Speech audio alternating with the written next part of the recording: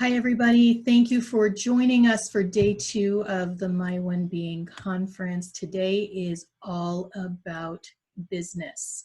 And yesterday we heard from some amazing speakers on topics that really focused on our self-care, our personal development, how we can prioritize our well-being and really enrich ourselves, right? Fill our cup up so that we have energy to give back to the world around us. And now more than ever, that's so important.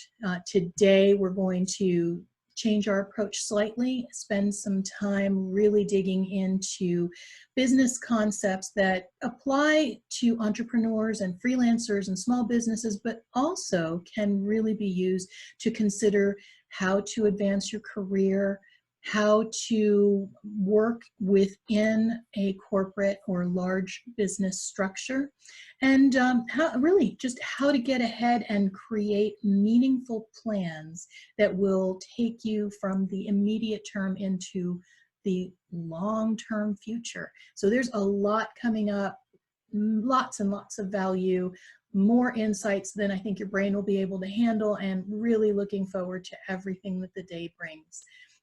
Now, this morning, Lauren is joining us again. This is Dr. Lauren Kaplan, who spent time yesterday acquainting us with Eastern medicine principles and just how we can fold that into our healthcare routines. And she gave us a snippet yesterday of what her journey of growth has been and how she went from corporate marketing executive to healthcare provider and entrepreneur.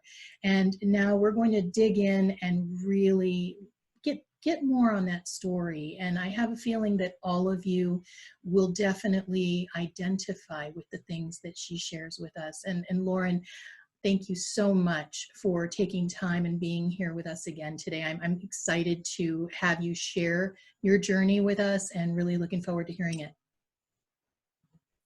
Well, thank you. I'm happy to be back.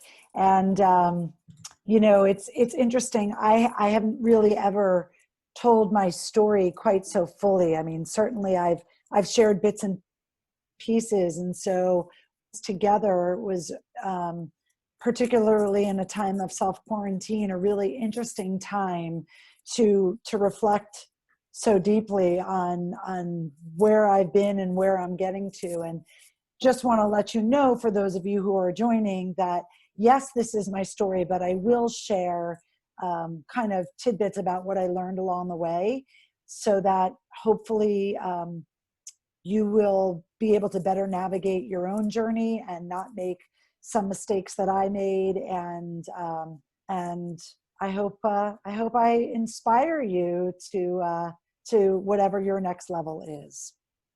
So I guess the most appropriate way to start would be to kind of give you my background and my journey to self-employment.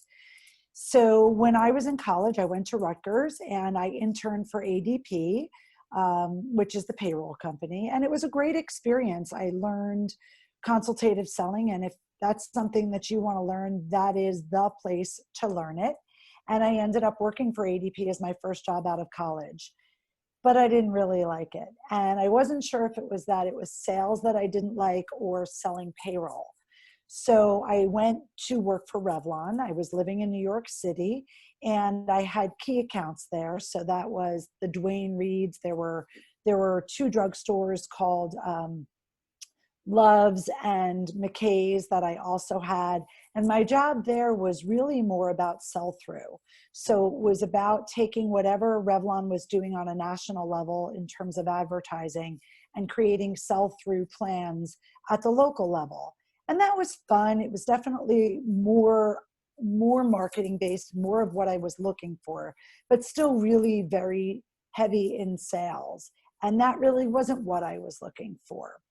So a gentleman that I had gone to school with was working for Chelsea Piers, which is a sports and entertainment complex in New York City at the time. And he said, you know, Lauren, they're looking for somebody in PR. And again, wasn't entirely what I was looking for, but it was really intriguing, certainly something interesting and new.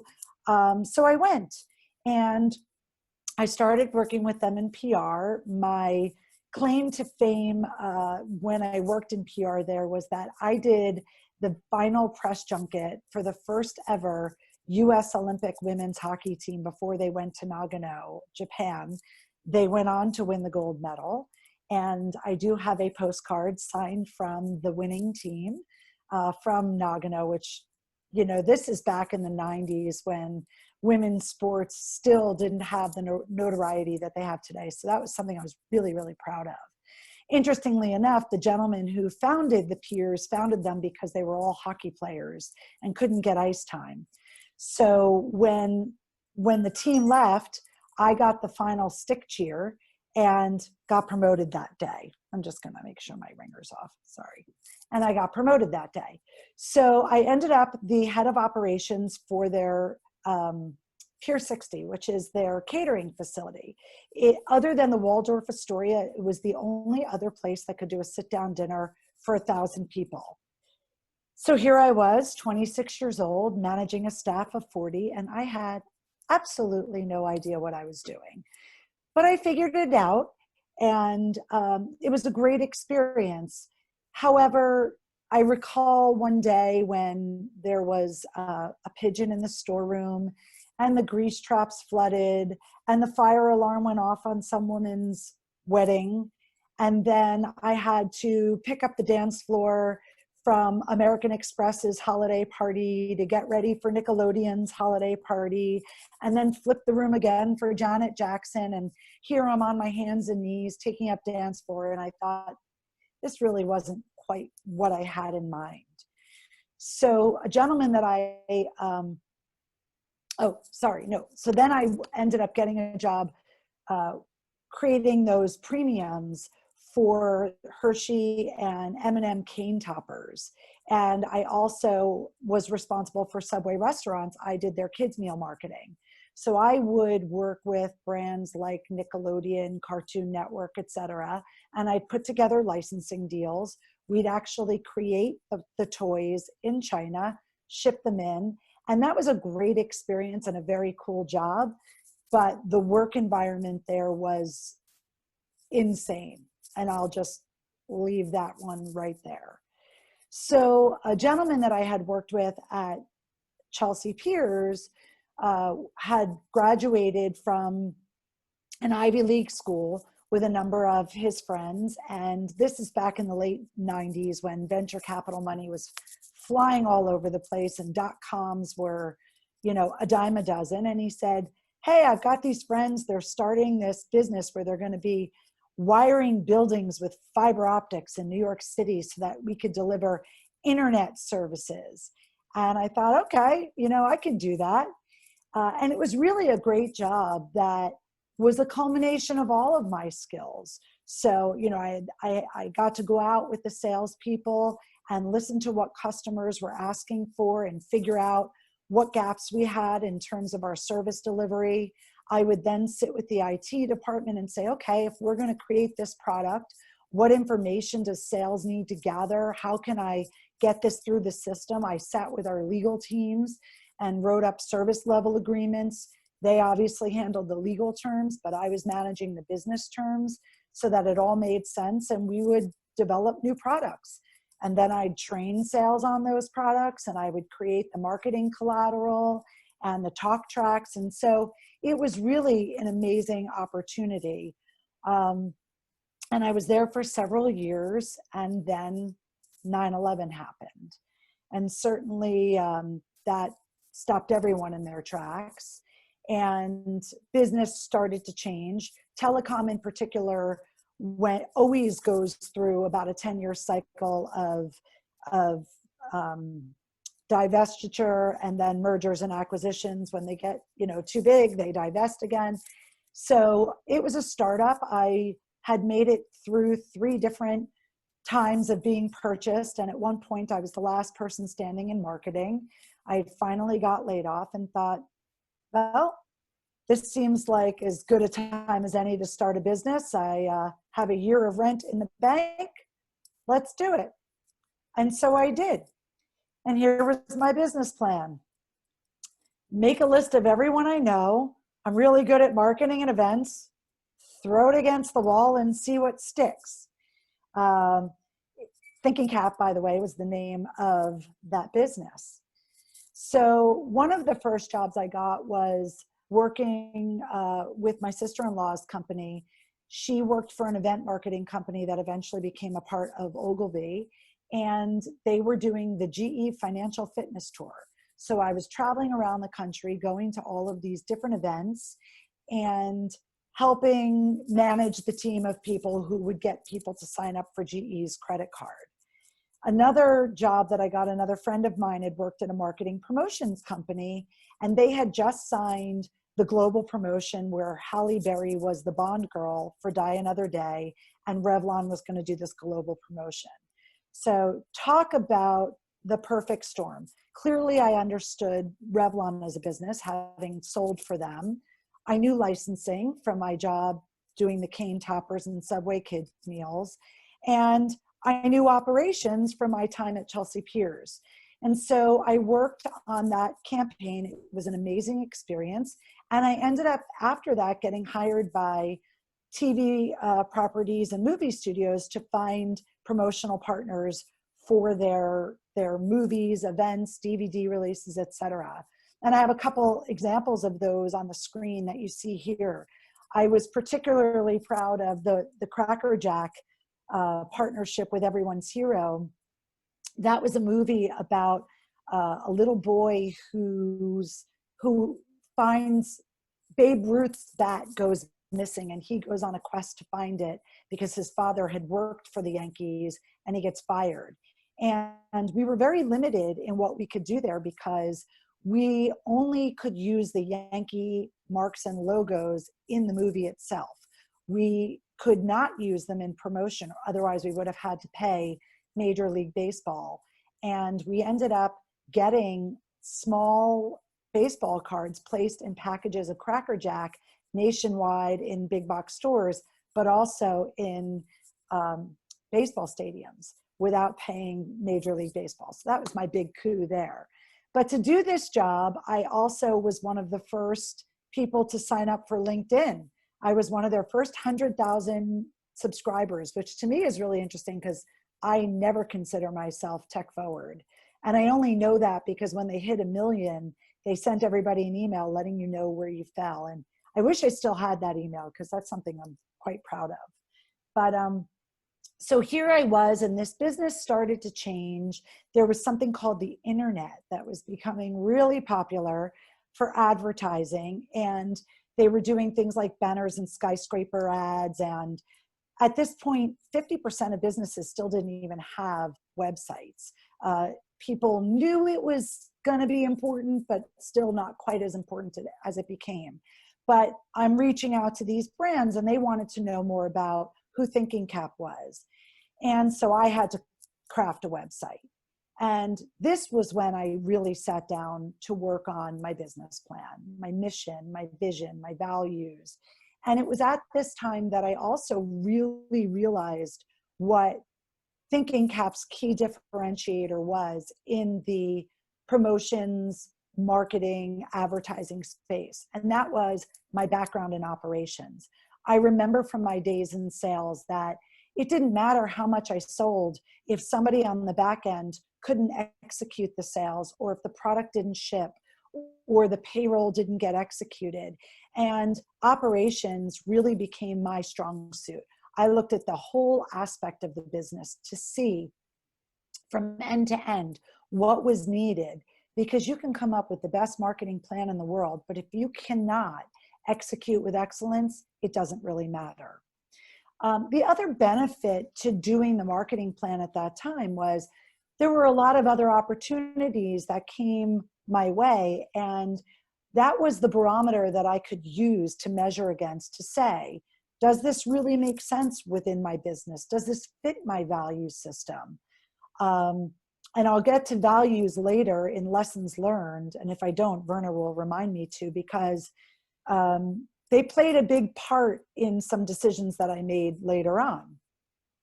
So here I was, I had done these big promotions, getting lots of, television advertising. Well, then the economy started changing and businesses didn't want to spend as much money on above the line advertising. And I kind of saw the shift happening. The studios wanted big budgets, but the brands really wanted more ROI, and digital was delivering that for them. And so I was really at a crossroads in my business because I didn't want to become a website developer. That's really what digital marketing was back then. And it was really a bunch of computer geeks doing coding. It wasn't creative. So I took a good look at my business and said, but I love the marketing and the branding.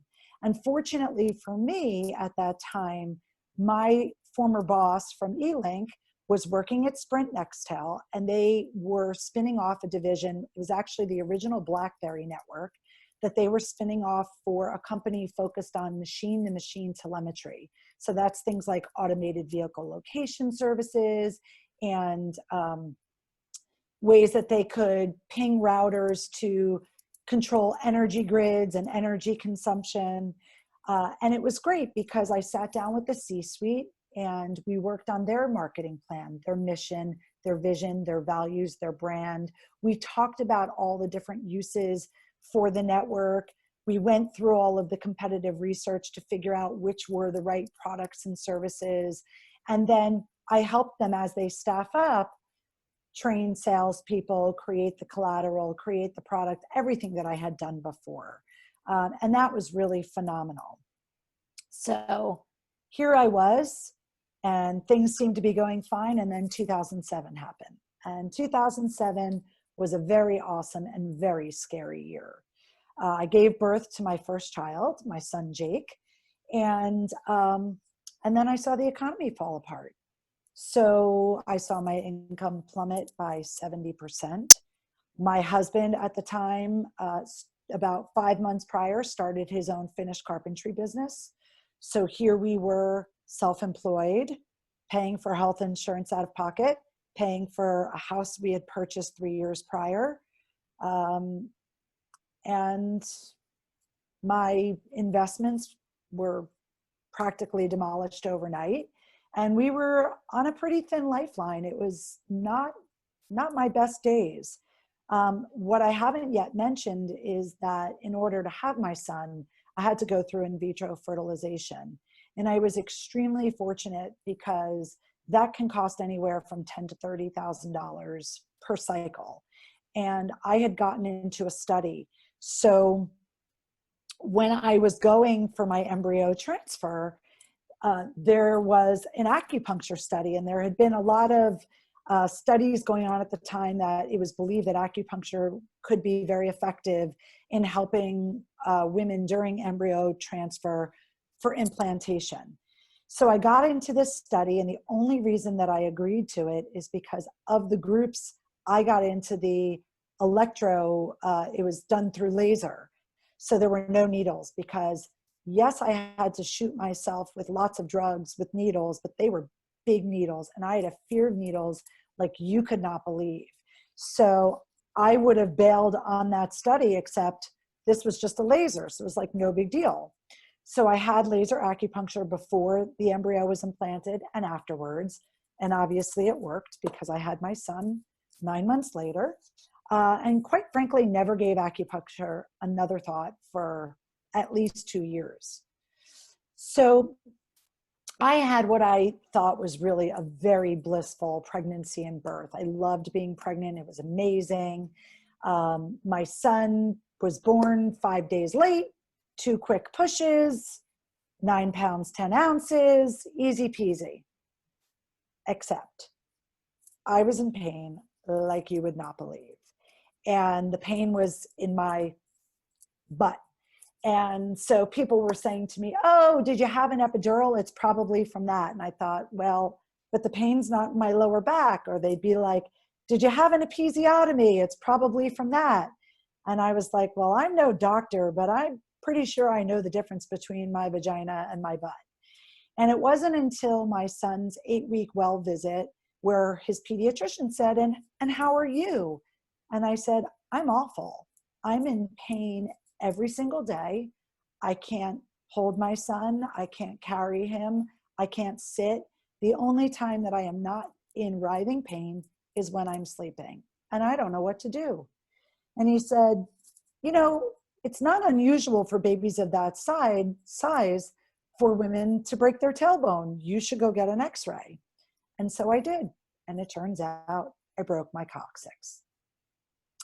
So I went to an orthopedist and he said, oh, no problem. We'll do a coccydectomy. We'll just cut it out. And I thought, no, we won't. So I spent the next 18 months in and out of doctor's offices. I went for physical therapy, physiatry, massage, chiropractic, you name it. 18 months of carrying around a butt pillow everywhere I went. That is not cool. People think you have hemorrhoids when you're at the movies. I didn't have hemorrhoids. I just couldn't sit anywhere. And I was depressed because I went from running 5 days a week on a treadmill or outdoors to physically debilitated. And I thought, well, I guess I need to have the surgery. And a friend of mine said, have you tried acupuncture? Now, I did not believe in acupuncture. And as you know, I had a fear of needles, but my fear of knives and surgery was far greater than my fear of needles. So I figured, you know what? I'm going to give it a try. And thank God I did. Within 8 visits, I was a human being again. I could walk. I could do things that I couldn't do before. I could hold my child. At the same time, because I was of advanced maternal age, I had been told by the fertility clinic, look, if you want to get into another study, you've got 1 year. You need to get in before you turn 37. I had 364 days to get into another study or my chances were blown. And I did. The day before I turned 37, I got into a study. I got the very last spot in the study. Now, mind you, from my first round of IVF, I had 2 embryos in the freezer. I call them my kidsicles. And I got pregnant on the first try, which is almost unheard of. And so even though I got into the study, I thought, you know, I know how grueling this is. There are so many women like me that don't have the money to do this. I was so lucky to get into this study, and I've got these kids in the freezer, and I just know I'm going to get pregnant. I'm going to give up my slot. I'm going to pay it forward. That turned out to be a decision that I really deeply regretted because I did not get pregnant on the next round of IVF with those 2 embryos. At the same time, my husband, who I mentioned had a finished carpentry business, was putting moldings up in this woman's house, and she was holding a baby that was, you know, maybe 9 months old and was visibly pregnant. And he was like, wow, that's amazing. You know, we just had a baby. And she said, oh, it's more amazing than you can imagine because my husband and I were told we would never be able to have a child. So we started going for acupuncture because we heard it helped with fertility. And we went through IVF to have this first baby and thinking we would never, ever be able to have a second child. We just were going about life and this was an oops. So here acupuncture helped them have their first child and an oops of a second child, which they were thrilled to have. They just never thought it was possible. So we started going to acupuncture for fertility. And, you know, my husband loved it. He no longer had seasonal allergies. Anytime he got like a crick in his neck or whatever from putting up moldings, cured in 1 visit. And I loved it because it helped me manage the stress of fertility and the stress of owning a business. And it got me thinking, you know, marketing is always the first thing that gets cut when the economy goes south. That is until a pandemic and you can't put your hands on people, but I digress.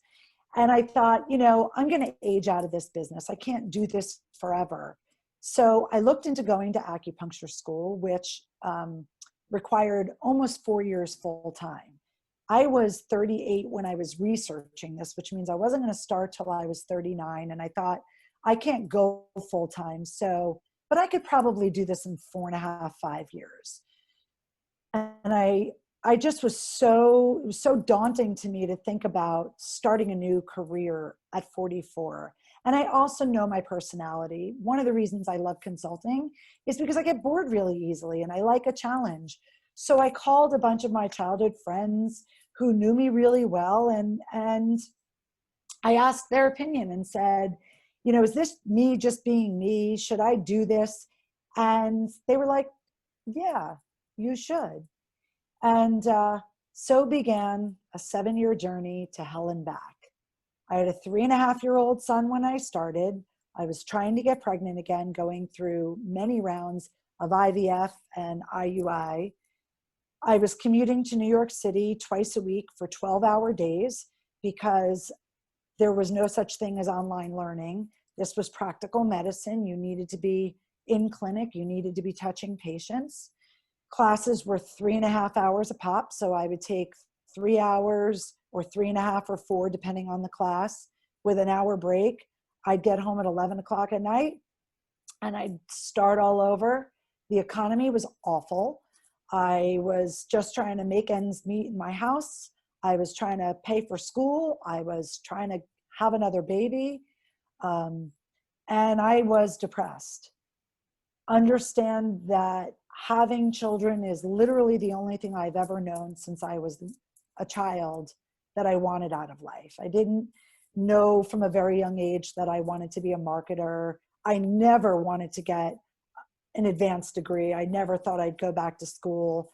Acupuncture was something that happened upon me. This was not something I sought doing. And of course, the stress of everything took a grave toll on my marriage. But I persevered. And in 2017, I got my master's degree. I became a licensed acupuncturist early in the year. I started treating patients in my basement. In 2018, I opened my practice in Randolph, New Jersey. In 2019, in November, I hired some mentors, watched my business completely thrive. I became cash flow positive. I hired my patient care coordinator, Loretta, in February of this year. And in March, I closed temporarily due to COVID. So that was, a little stressful. But what have I learned? Well, I will tell you one thing. I'm not nearly as afraid right now, given the state of where things are at, as I would have been at any other time in my life. I've learned a lot. And one key thing is you need to have a plan, a marketing plan, a life plan. And I have that.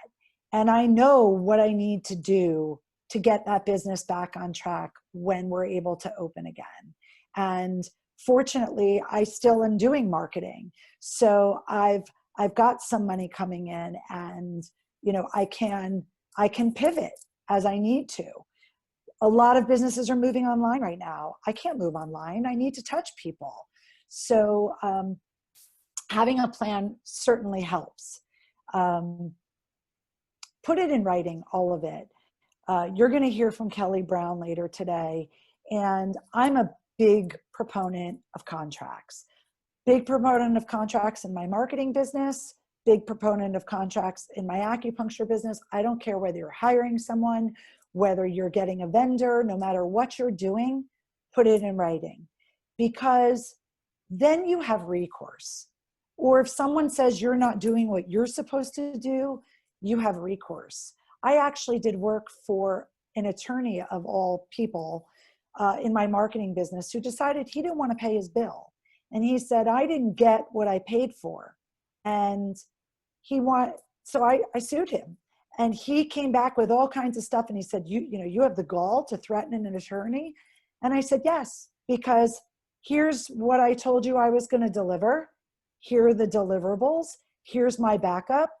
I got time to kill.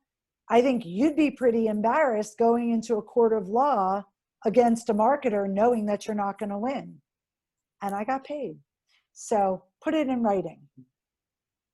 The other thing that I'll tell you is get support. You've got to have a team of people behind you, and no one person can give you the support that you need. Everybody has something different to lend you, whether it's personally, professionally. You know, you need to understand accounting, legal, etc. So you need outside support.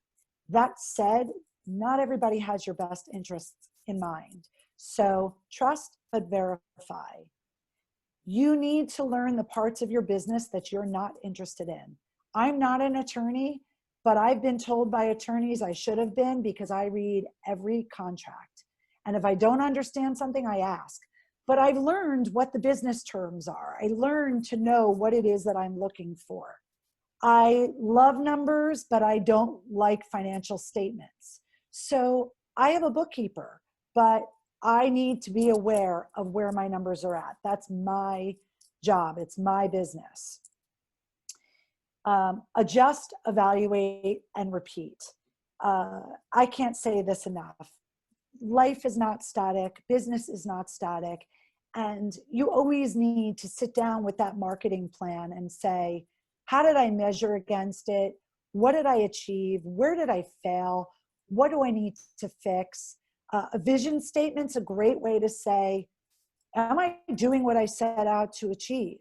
So I think that that's really key.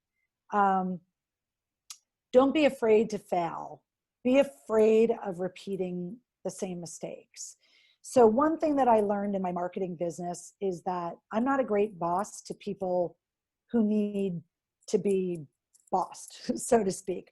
I'm great working with smart, talented people, but I'm not patient. I don't have a lot of time to teach people how to do their jobs. So I have to get better at hiring the right people and knowing that I can trust them to do their job and verify that they're doing their job, but to be able to do their job. And so that's a big one. And I have to learn that, you know, alone I'm an island. And, you know, a hard lesson I learned in my marketing business was during that time, I ended up taking on partners and forming another business. And I had that feeling in my gut when I did it that it wasn't the best idea, but I was operating out of a place of fear. And I ended up losing a great relationship as a result of that. And, but the lesson I took from that was when I was looking for space for my acupuncture business, I was originally looking to go in with another practitioner, and I got that feeling in my gut. And I listened this time and I said, you know what, you're an awesome guy. And I have no doubt that this would work out, but I got this feeling once before and I don't know why I'm getting it right now, but I'm going to trust it. And I did. So that was really, really, really useful. I'm just checking my notes to see if there was anything else I wanted to share with you about that. Nope. Trust in the law of attraction, especially when it's hardest to. So interestingly enough, I'm in this, you know, medicine, but I'm really grounded in science. And so it was hard. It's hard for me to ask the universe for what I want, but I several years ago started doing vision boards. And I think it's really important not just to put out into the universe what you want to achieve, but to put it in front of yourself, front and center, so that you always see it. And when I was in my deep depression, people would say, well, why don't you meditate? And I would be like, yeah, try slowing this brain down. Not going to happen. But I found these positive affirmations on YouTube where this woman would I didn't have to do anything. I just had to listen to her speak, and she had this great Australian voice, no problem. But I learned that you can rewire your brain. And I've done a lot of research into neuroanatomy. I actually had done one of my internships in stroke rehab at NYU Lutheran when I was in acupuncture school. And I've read a lot about the brain, and you can rewire your brain with positive thinking. And so even when I don't believe in it, even when it's the hardest, I I do affirmations about what I want to achieve. So during this crisis, I'm saying, I will thrive. I will come out stronger. I'm healthier than this virus. Whatever it is you need. I end every day with gratitude. The last thing I do before I go to bed is give thanks. And on my hardest days, I simply give thanks for making it through the day. And that can be enough. So I really believe in that. And then the last thing I'll tell you is you are very likely as a business owner to visit hell.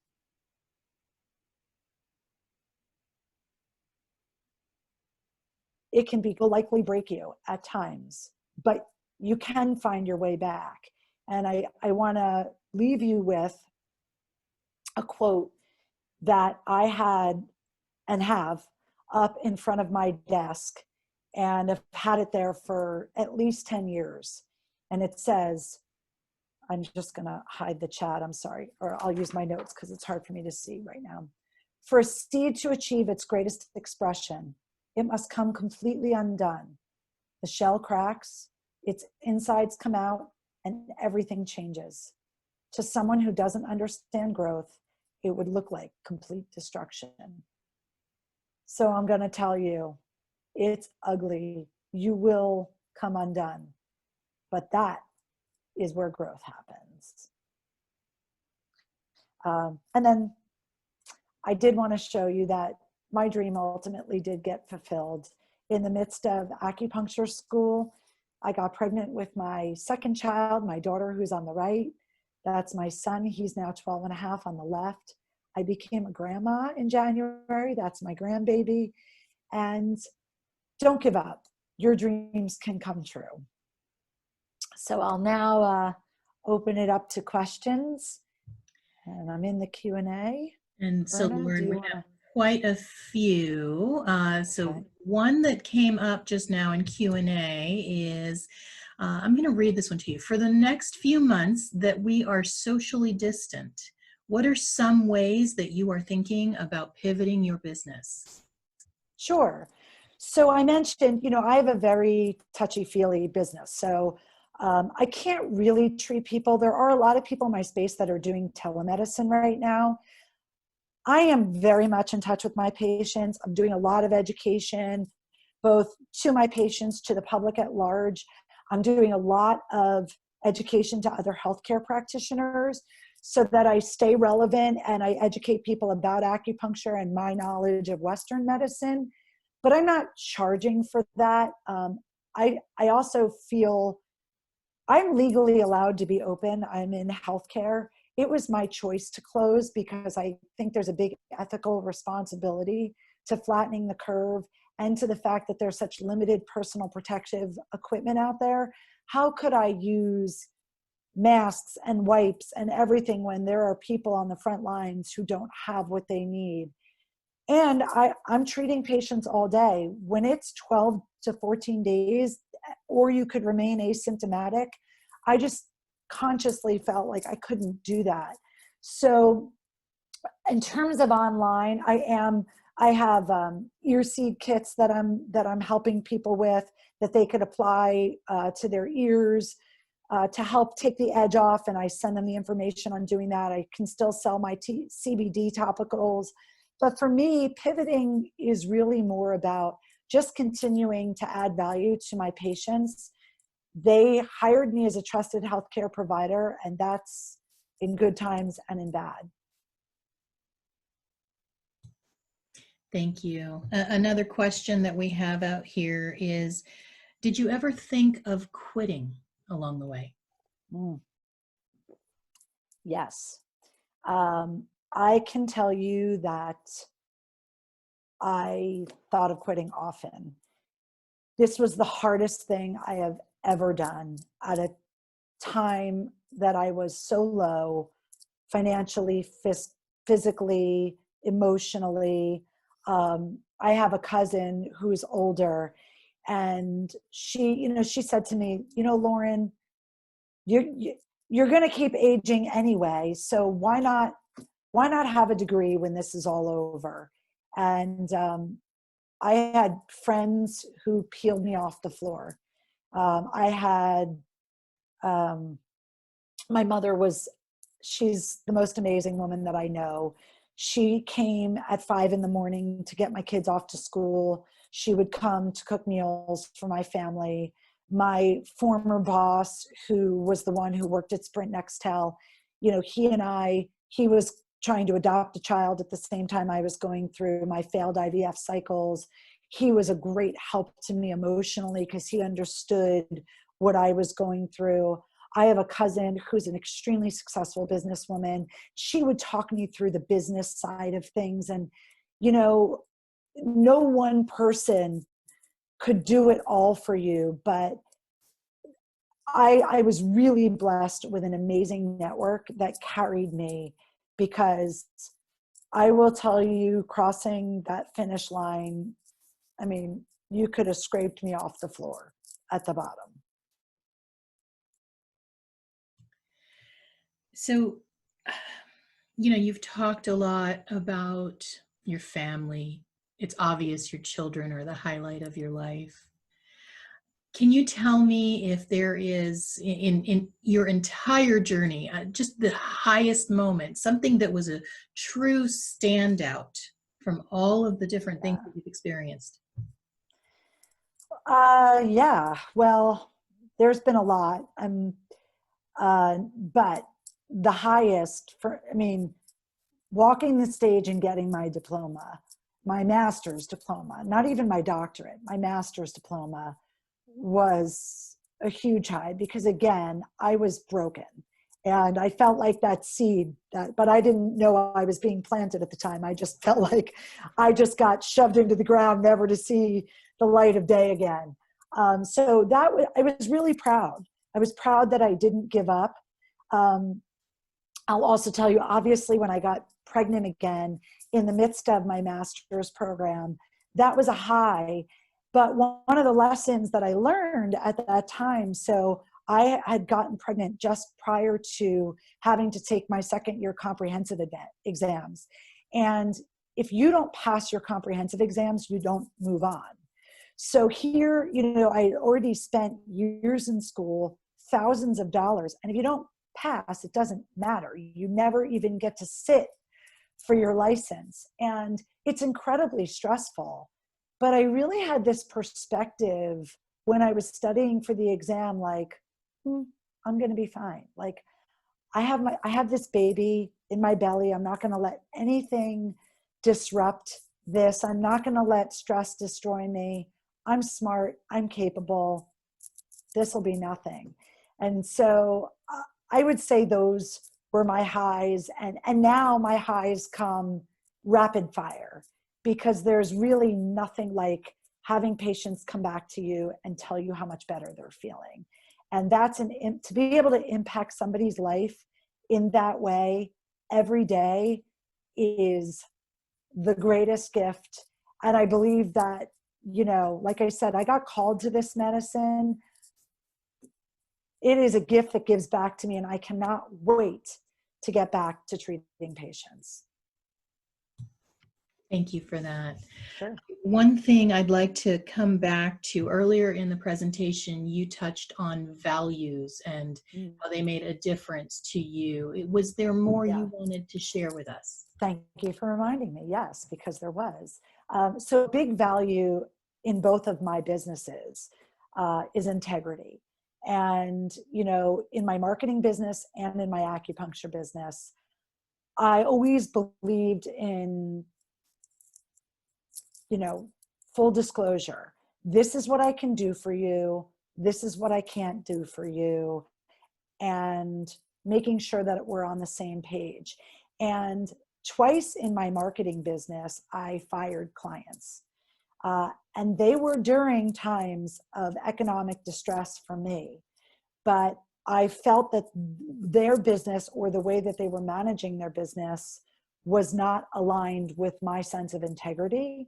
And as hard as it was, I had to weed them out of my client garden and just trust that better clients would come in their place. And it did. But that's a really hard thing to do, especially when you really need the money.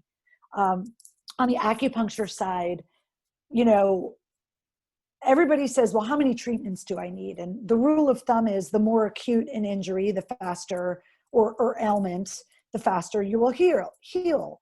The more long-term or chronic your state of disease is, the longer it's going to take. And so when I do an initial intake with a patient, I give them a very good sense of, A, I can help you, and this is how long it's going to take given what we're treating, or I don't really think I can help you. And I try to refer you to somebody who can. I mean, I try to always help anybody who comes to me in any way that I can, even if it's not through working with me directly.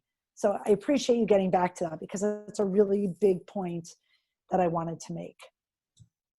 Thank you. It is a big point, absolutely. And it's a difficult one. I suspect that many of the folks who will be watching this, who are watching now or watching the replay, you know, getting rid of a client, staying true to your values, not giving in to fear of lack of revenue, those are big concerns that affect all businesses, Yeah.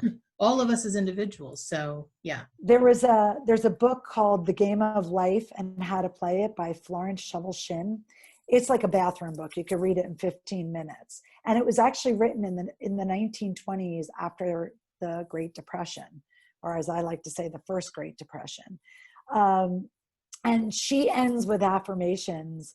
And so I took one of her affirmations back when I was in the marketing business, and I changed it to, oh goodness, now I'm having a brain fart. I give a perfect service in a perfect way, so give me perfect work for the perfect pay.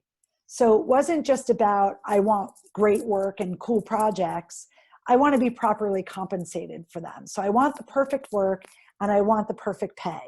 And it worked. I have great clients, and I really think you do attract what you're looking to attract. And so again, while it took me a long time to wrap my arms around the more metaphysical part of both acupuncture and marketing, I know it works. So my arms stay wrapped around it. Thank you for that, and really for just sharing your entire story. And I have no doubt we will have folks that want to connect with you, ask some questions. Sure. We just got some feedback back in the chat. Somebody's saying they love it, love what you just shared. So, you know, can they get in touch with you and just make some connections? Sure. So I put a slide up. This is my website, my phone number. My personal email is Lauren, Lauren, at feelgreathere.com. You can reach out anytime with questions, curiosity, piqued, and you just want to know something. We are also, during this time of home quarantining, we are taking new patients. And what we're doing is we normally charge a consult fee. That's to make sure that you show up. We are waiving that for everybody who's attending the My One Being program. We will set up a time to speak with you. We'll send you an extensive health intake, and we'll go through your health history and what it is you want to be treated for, so that you understand what a treatment plan might look like for your given condition. So if that's something that you're interested in, you just need to reach out and let us know that you're part of the My One Being event, and we're happy to help you in that way.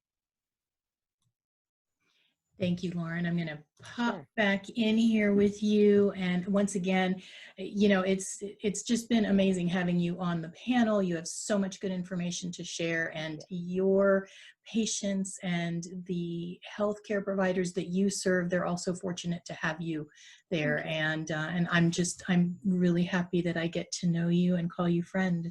So thank you likewise for being here.